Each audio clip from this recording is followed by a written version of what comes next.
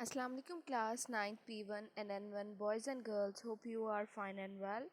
I am your biology lecturer. Today 14th July 2020 our topic of discussion is bioenergetics. आज हमने bioenergetics में aerobic और anaerobic respiration के बारे में पढ़ना है।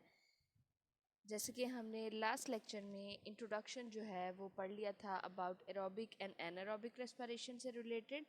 आज हम उनकी डिटेल पढ़ेंगे। तो सबसे पहले मैं आपको एक ओवरव्यू दे देती हूँ एरोबिक और एनारोबिक रेस्पिरेशन का, जो कि कल हमने पढ़ा। तो उसमें था कि जो रेस्पिरेशन है उसकी दो टाइप्स हैं, ठीक है। एक है एरोबिक रेस्पिरेशन और एक है एनारोबिक रेस्पिरेशन। और ये जो टाइप्स हैं ये डिपेंड करती हैं, ये बेस करती हैं अवेलेबिलिटी ऑफ ऑक्सीजन पे। यानी अगर ऑक्सीजन प्रेजेंट होगी तो जो टाइप ऑफ रेस्पिरेशन है वो है एरोबिक रेस्पिरेशन, और अगर ऑक्सीजन प्रेजेंट नहीं होगी तो टाइप ऑफ रेस्पिरेशन जो है वो होगी एनारोबिक रेस्पिरेशन। तो ऑक्सीजन की मौजूदगी में जब रेस्पिरेशन का प्रोसेस हो रहा होता है, ठीक है, तो जो ग्लूकोज मॉलिक्यूल है उसकी कंप्लीट ऑक्सीडेशन होती है, ठीक है, और मैक्सिमम एनर्जी जो है वो रिलीज होती है। अब इसके भी फर्दर फेजेस हैं, ठीक है, एरोबिक रेस्पिरेशन के भी फर्दर फेजेस हैं। पहली फेज में क्या होता है कि जो फर्स्ट फेज है उसमें ग्लूकोज मॉलिक्यूल कन्वर्ट होता है into two molecules of pyruvic acid, ठीक है। यानी पायरुविक एसिड जो है वो 3 कार्बन मॉलिक्यूल है, तो ग्लूकोज जो है वो 6 कार्बन मॉलिक्यूल है। तो 6 कार्बन मॉलिक्यूल टूट कर दो ऐसे मॉलिक्यूल्स में कन्वर्ट होता है जो कि 3 कार्बन वाले हैं, ठीक है। यानी अगर इनको सम अप करें तो फिर 6 कार्बन ही बन जाएगा। अब सेकेंड फेज में क्या होता है, सेकेंड फेज में ये जो पायरुविक एसिड मॉलिक्यूल हैं इनकी कम्प्लीटली ऑक्सीडेशन होती है, और जितने भी कार्बन हाइड्रोजन बॉन्ड्स इनके अंदर मौजूद हैं वो तमाम कार्बन डाइऑक्साइड और पानी में कन्वर्ट हो जाते हैं, और मैक्सिमम अमाउंट ऑफ एनर्जी जो है वो रिलीज़ होती है। इस प्रोसेस को कहते हैं एरोबिक रेस्पिरेशन।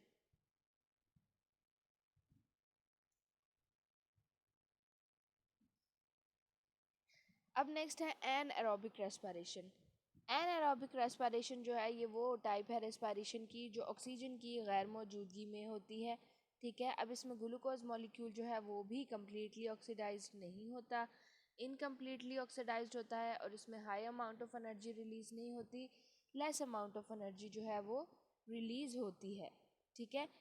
लेकिन इसमें जो सिमिलैरिटी है एनारोबिक रेस्पिरेशन में एरोबिक रेस्पिरेशन की वो ये है कि जो इनका फर्स्ट स्टेप है उसमें ग्लूकोज मॉलिक्यूल जो है वो कन्वर्ट होता है into 2 molecules of pyruvic acid, ठीक है। ये सिमिलैरिटी है between aerobic and anaerobic respiration. अब सेकेंड स्टेप में क्या होता है, सेकेंड स्टेप में जो पायरुविक एसिड है वो कम्प्लीटली ऑक्सीडाइज्ड नहीं होता, ठीक है, और वो कन्वर्ट हो जाता है into 2 products, that is alcohol, ethyl alcohol और लैक्टिक एसिड। और इथाइल अल्कोहल और लैक्टिक एसिड में जो कन्वर्ट हो रहा है ये पायरुविक एसिड, तो उस हिसाब से इनके स्टेप्स के नाम हैं, ठीक है, कि जो एनारोबिक रेस्पिरेशन है उसको फर्दर दो जो हैं टाइप्स उनमें क्लासीफाई किया जाता है। एक है अल्कोहलिक फर्मेंटेशन और एक है लैक्टिक एसिड फर्मेंटेशन, ठीक है।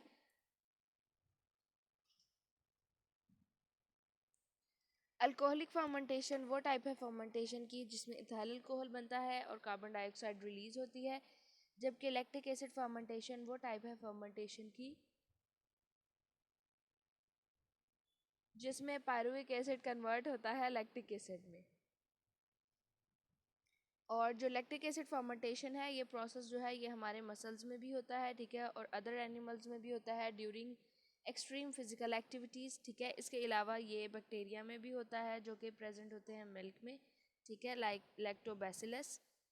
और इसी तरह एनारोबिक रेस्पिरेशन में ये जो पायरुविक एसिड है वो कन्वर्ट हो जाता है लैक्टिक एसिड में।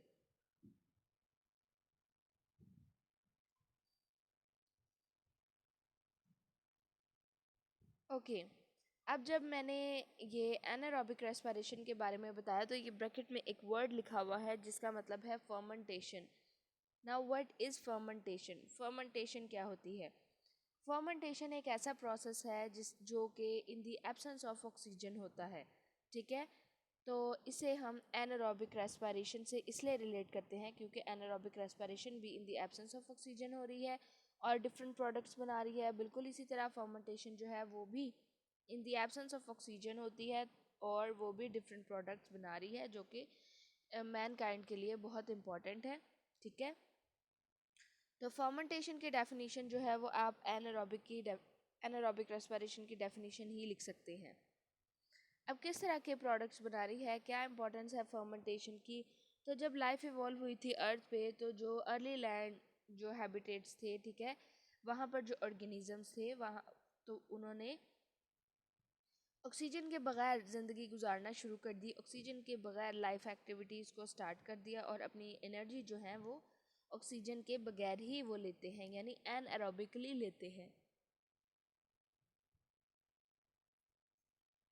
क्योंकि उस टाइम जो हैबिटेट्स थे वो ऑक्सीजन फ्री हैबिटेट्स थे, ठीक है।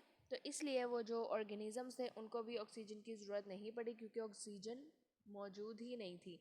तो उन्होंने अपनी लाइफ एक्टिविटीज़ को स्टार्ट कर दिया एनारोबिकली, ठीक है। और अब भी इवन के अब भी जबकि हमारे इन्वायरमेंट में प्लेंटी ऑफ ऑक्सीजन प्रेजेंट है, फिर भी वो ऑर्गेनिजम्स जो हैं वो विदाउट ऑक्सीजन ही अपनी लाइफ एक्टिविटीज़ को कंप्लीट कर रहे हैं, ठीक है। ऐसे ऑर्गेनिजम्स को कहते हैं एनएरोब, ठीक है, जो कि अपनी एनर्जी जो है वो एनारोबिक रेस्पिरेशन से लेते हैं ऑक्सीजन की गैर मौजूदगी में।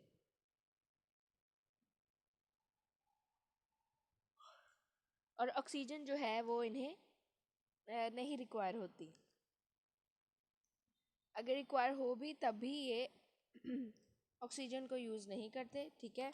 अब फॉर एग्जांपल डिफरेंट एनारोब्स हैं, ठीक है, जो कि डिफरेंट प्रोसेस कर रहे हैं और लाइक बैक्टीरिया और फंजाई और इनमें फर्मेंटिंग एबिलिटीज़ होती हैं, ठीक है।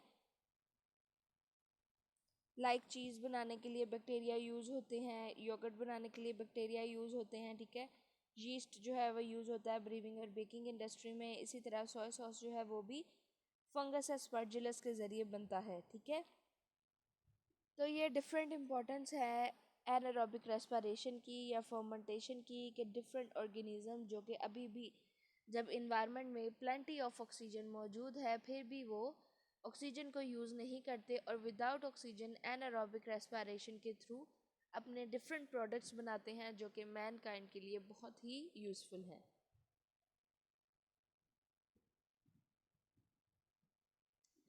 अब हम देखेंगे कि क्या डिफरेंस है एरोबिक रेस्पिरेशन और एनारोबिक रेस्पिरेशन में, ठीक है। एक साइड पे उसके फीचर्स हैं, एक साइड पे एरोबिक रेस्पिरेशन और एक साइड पे एनारोबिक रेस्पिरेशन, ठीक है। तो हम इन फीचर्स के लिहाज से एरोबिक और एनारोबिक रेस्पिरेशन का डिफरेंस देखेंगे।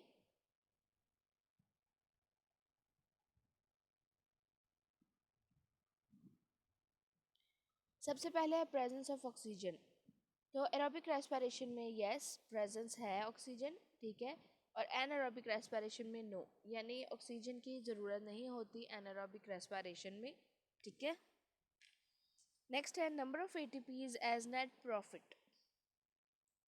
नंबर ऑफ एटीपीज यानी एनर्जी के जो मॉलिक्यूल्स बन रहे हैं एरोबिक रेस्पिरेशन में वो बन रहे हैं 36 और एनारोबिक में बन रहे हैं 2।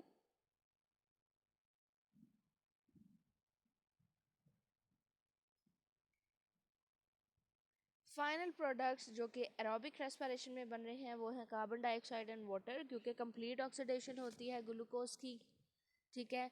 तो जब ग्लूकोज की कंप्लीट ऑक्सीडेशन होती है तो वो पायरुविक एसिड में कन्वर्ट होता है और पायरुविक एसिड कन्वर्ट होती है कार्बन डाइऑक्साइड और वाटर मॉलिक्यूल्स में, ठीक है, in as a result of complete oxidation. जबकि एनारोबिक रेस्पिरेशन में प्रोडक्ट्स जो हैं वो बन रहे हैं लैक्टिक एसिड और एथेनॉल प्लस CO2, ठीक है।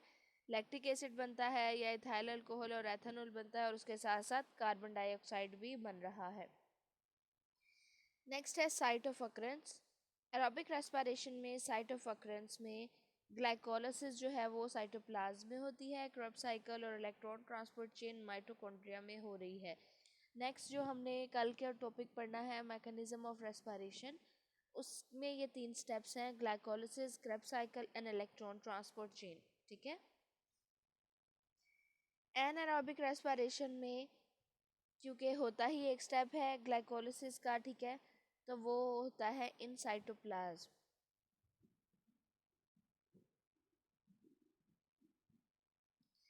नेक्स्ट है इम्पोर्टेंस। एरोबिक रेस्पिरेशन की इम्पोर्टेंस है कि major source of energy for most organisms, के मोस्ट ऑर्गेनिजम्स के लिए मेजर सोर्स ऑफ एनर्जी जो है वो एरोबिक रेस्पिरेशन है। एनारोबिक रेस्पिरेशन की importance.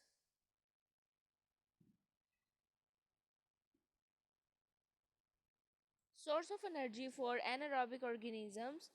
Source of energy for aerobic organisms in short supply of oxygen. Source of many products, ethanol, cheese, etc. ठीक है, ये इंपॉर्टेंस है एनारोबिक रेस्पिरेशन की। Okay class, now take out your page 130।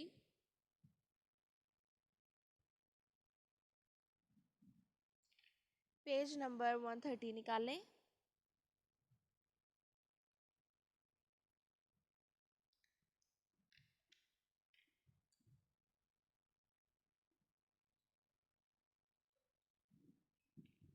Aerobic respiration.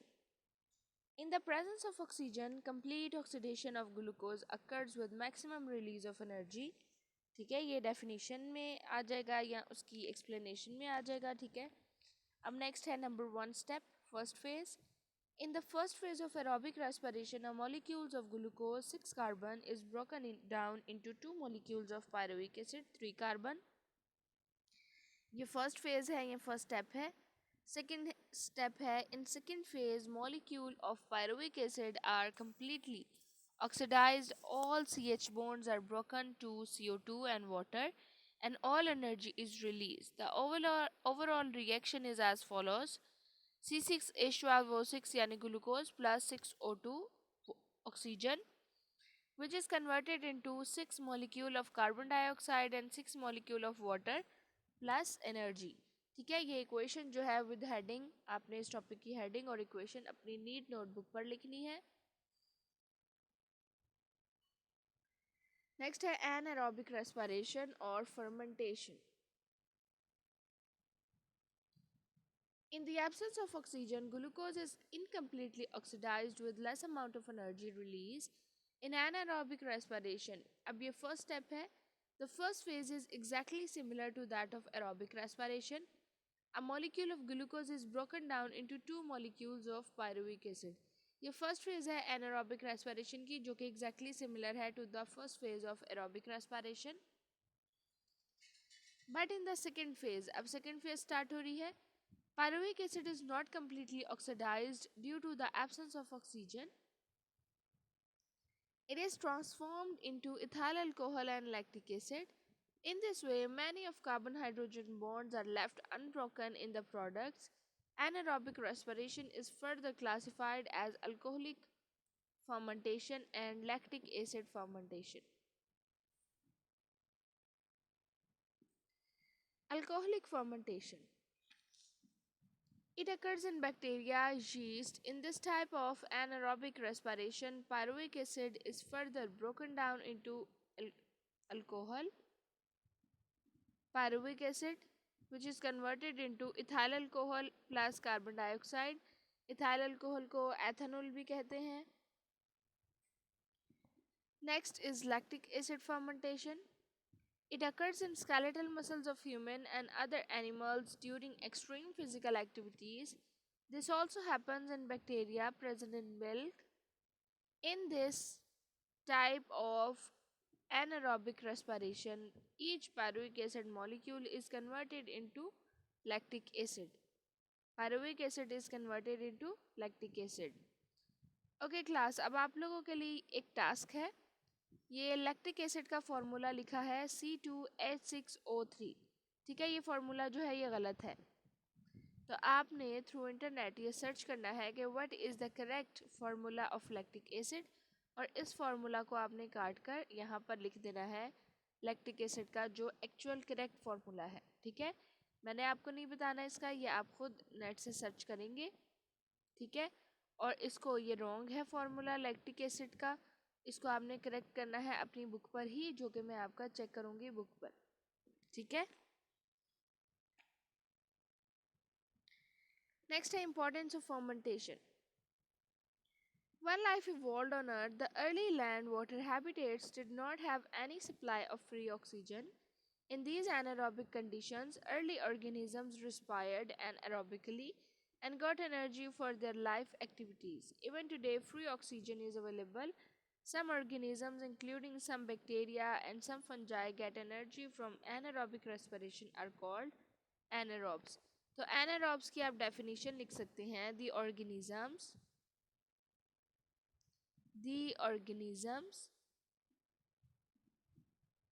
which get energy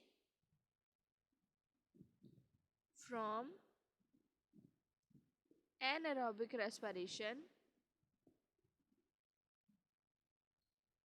are called anaerobes, ठीक है। ये anaerobes की या anaerobic organisms की definition है, और जो इसकी importance है वो यहाँ से start होती है humans से। Next, humans can also provide energy to their skeletal muscles cells through anaerobic respiration. It happens when skeletal muscles have to work during hard exercise, but oxygen supply cannot be increased to fulfill the demand. Scientists have used the fermenting abilities of fungi and bacteria for the benefit of mankind. For example, the fermenting power of bacteria are used for making cheese and yogurt. Fermentation in yeast is used in brewing industry and baking industries. Similarly, the soy sauce is made through the fermentation by fungus aspergillus, ठीक है। Fungus Aspergillus, fungus का नाम है ये Aspergillus, ये genus है, ठीक है। इसकी आगे डिफरेंट स्पीशीज होती हैं। तो नेक्स्ट पेज पे जो आपका टॉपिक है mechanism of respiration, energy budget, ठीक है, और difference between photosynthesis and respiration, ये तीनों टॉपिक पढ़ेंगे हम अपने कल के लेसन में, ठीक है। Now take out your page 136, page number 136 निकालें। Difference between aerobic and anaerobic respiration, ये मोस्ट इम्पॉर्टेंट है, ठीक है, for the board point of view, long short दोनों के लिए। तो आपने ये अच्छे तरीके से याद करना है।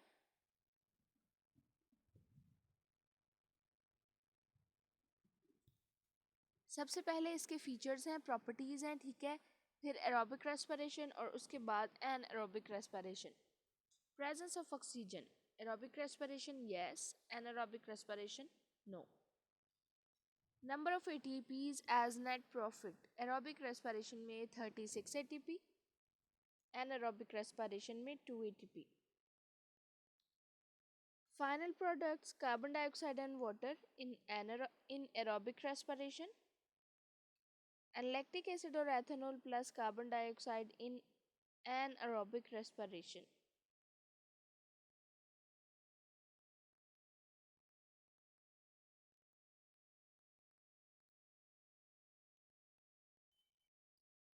साइट ऑफ अकरेंस, यानी किस जगह पे ये रिएक्शन होते हैं।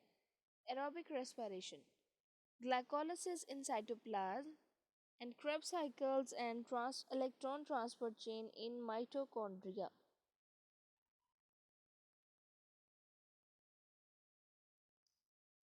Aerobic respiration in cytoplasm,